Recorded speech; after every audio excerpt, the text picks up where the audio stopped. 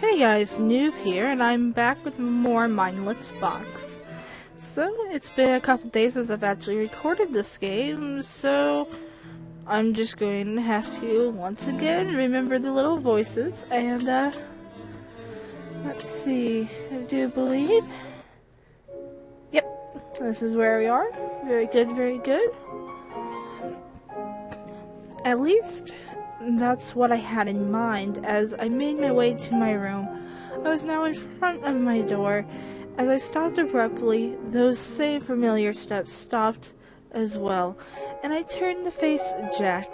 He looked genuinely surprised, and then concerned once more. I said take a nap, but obviously didn't mean here. Go back to your room, Jack. But the staff in my hand... The staff in his hand dripped down slightly as he looked down to the ground. He took 2 steps back, but still lingered on in the hallway. It was kind of cute, in that abandoned puppy sort of look. On second thought, it wasn't cute at all. It was actually just plain sad.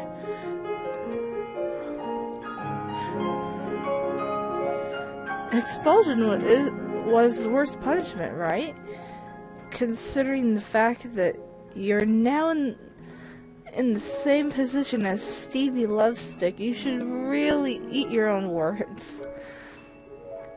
Please don't compare me to him. I just wanted to make sure you're okay. You know, you're a girl after all. With men like me prowling around, it's best to make sure you don't fall victim to his...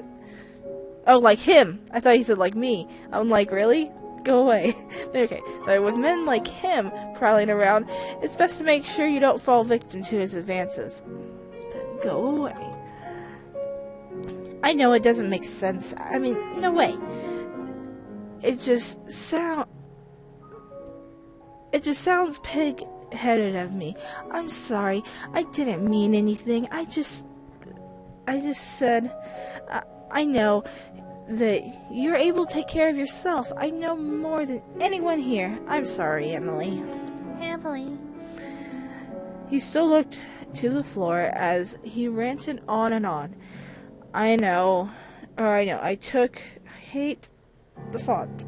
I took the opportunity to slip into my room and close the door as quickly as I could. Ooh. Aw, thought I was going to go all point and clicky for a second. I locked it for safe measures, feeling slightly concerned that the thought to do it even crossed my mind. I heaved a sigh of relief and dived into the bed, gathering the sheets and pillows. Phew. I heard footsteps leave my door after a few minutes. I knew just who they belonged to from their heavy sound, though Jack was nice. He was a pest. He was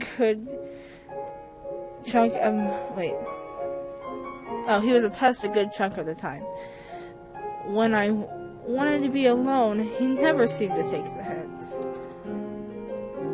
A pest? To be more specific, he's like a fly or an over-attached dog. It's just my luck that he would be stuck to me. I had met him last year around this time, but it honestly felt as if he has been following me for my whole life. I never thought anything of him at first, but he seems to have taken a liking to me. I couldn't really blame him, considering the fact that I seem to have that effect on most men. He compliments me enough, but it just grosses me out more than anything. It's always me. It's never a man I'm actually interested in, but someone I can't stand. Even with things outside of love, nothing ever goes my way.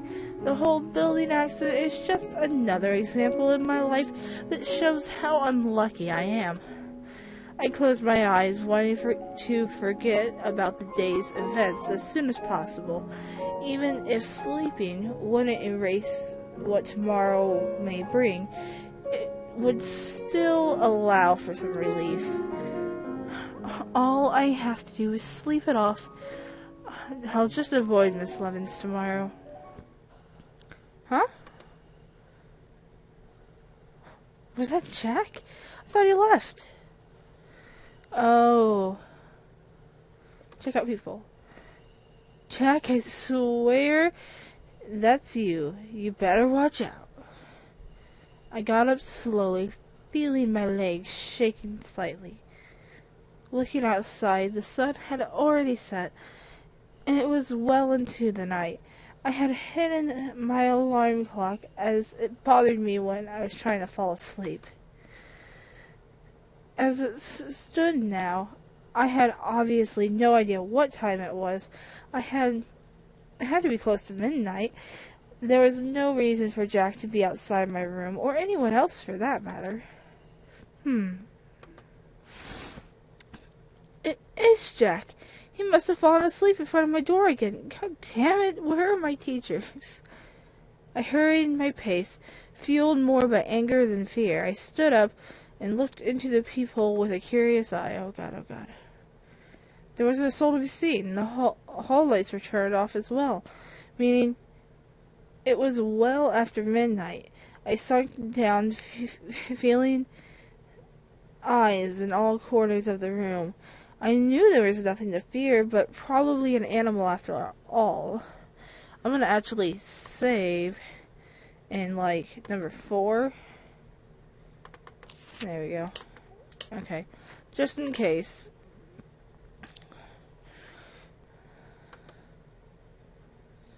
But I couldn't shake the feeling that someone or someone was outside my room just now. For good measure, I switched on the light and returned to bed. This time I covered my head with my blanket and faced the door. I didn't sleep a wink afterwards. Yay!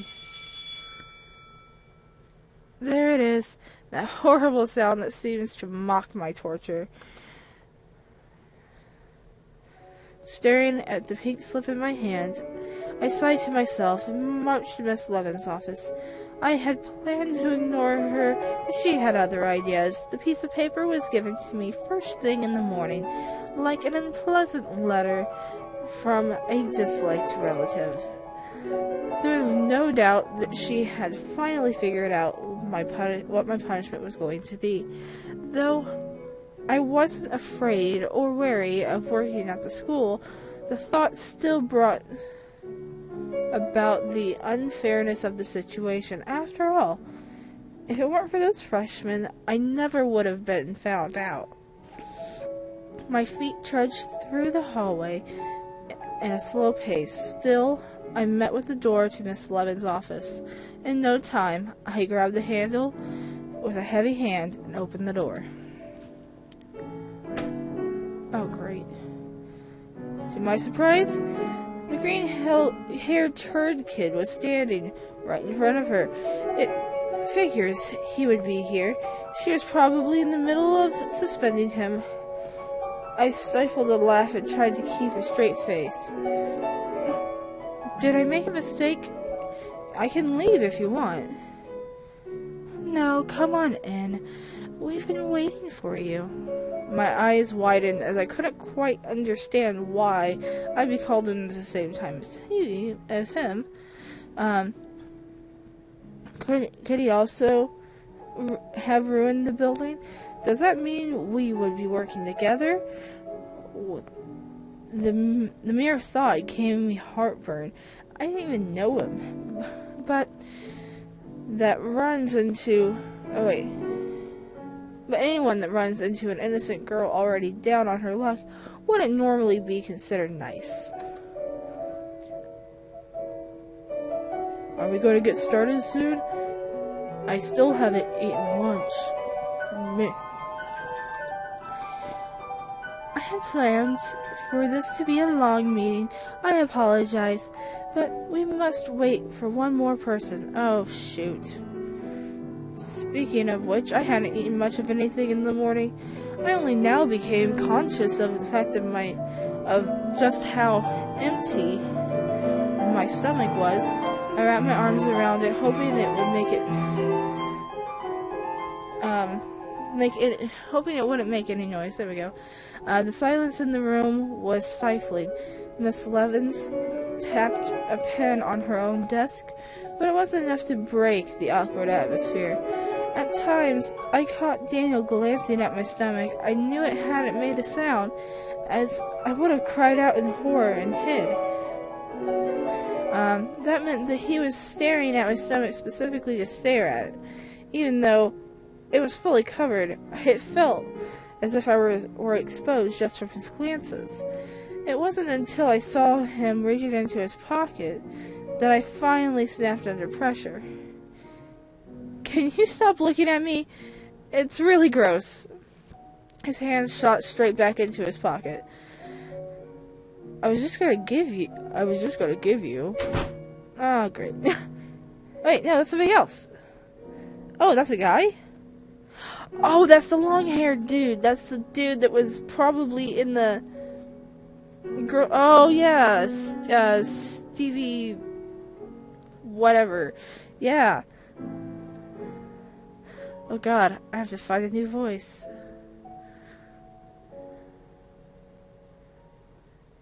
Okay, hang on. I'm going through my voices real quick. Not like they even matter, but I'm gonna go through them real quick. So, my normal voice is Emily's. Jack is just super annoying. I mean, however I sound when I'm annoying is what I'm gonna use. And then Daniel's just like deep and grumbly. Miss Levins is a lot lighter and daintier. And so Steven needs to just be like, hey, what's up?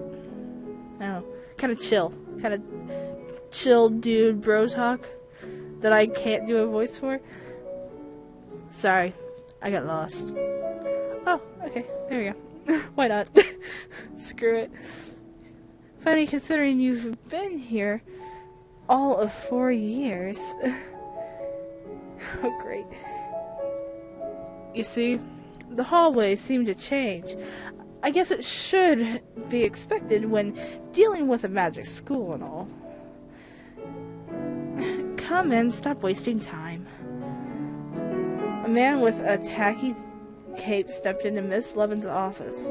He sauntered right up to her desk and sat down in the only chair in the room. Daniel and I exchanged looks, completely surprised at the lack of manners, or rather, cursing the fact that we could have sat down, but chose not to. Just who was this guy anyway? He seemed familiar, but I couldn't place a name to the face. Now, all 3 of you have been called in to discuss your punishment. Please, save all excuses and whining for the end. Due to your actions around campus, the 3 of you have been sentenced to a nightly janitor duty. Oh boy. Nightly janitor duty? That's the word... Emily, I said to save the whining. Her eyes pierced me, and I couldn't help but shrink back. I've dealt with that look since I was 8 years old. It's always meant no snacks later, but I suppose in this case it meant that I would have no chance of weaseling my way out of this punishment. I hated that look. Daniel and the mysterious man both smiled, causing my embarrassment to skyrocket. What are we at for time right now,